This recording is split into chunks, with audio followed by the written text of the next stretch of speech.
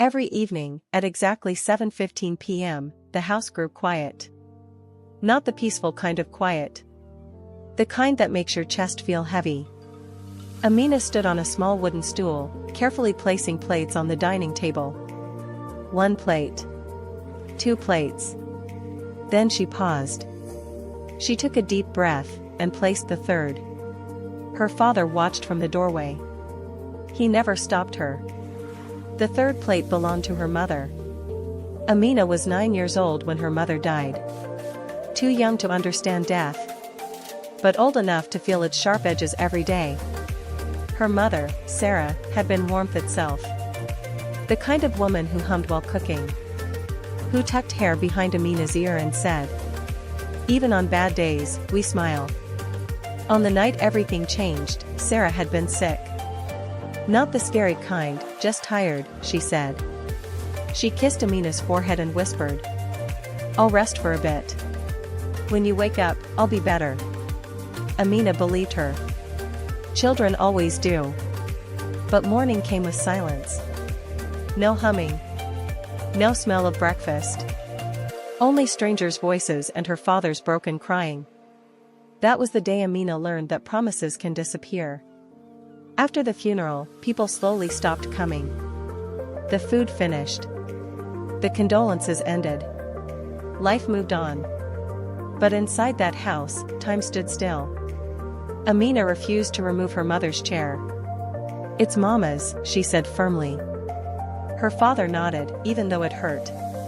Every night, Amina talked to the empty space beside her. "Mama, today I answered a question in class." "Mama, Papa forgot to smile again." "Mama, do you miss me?" Sometimes she laughed. Sometimes she cried quietly so her father wouldn't hear. Her father, Imran, carried his grief differently. He stayed strong during the day. He worked. He cooked. He smiled when Amina looked at him, but at night, he sat alone in the living room, holding Sarah's old scarf, breathing in memories that no longer belonged to the present. At school, Amina learned quickly. Too quickly. When teachers asked about her mother, she lowered her eyes. When classmates said, "Your mom never comes," she nodded silently.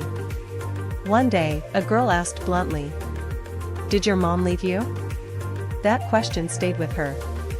That evening, while eating dinner, Amina stared at the empty chair longer than usual. Her food went cold. Finally, she whispered, "Papa, am I bad?" Imran froze. "What?" "If I was good," she said softly, "Mama would have stayed. Right?" The room collapsed. Imran dropped his spoon. The sound echoed louder than a scream. He moved to her, pulling her into his arms, shaking. "No," he said, his voice breaking. "No, my love. Never think that." Tears fell freely now. "Your mother loved you more than life. She fought to stay. She didn't leave you." Her body failed her, but her love didn't. Amina cried into his chest, finally letting the fear out. That night, something changed. For the first time, Amina didn't place the third plate. But she left the chair. Years passed. The house grew quieter, but stronger. Amina grew into a young woman, kind, thoughtful, gentle. She helped her father heal without realizing it.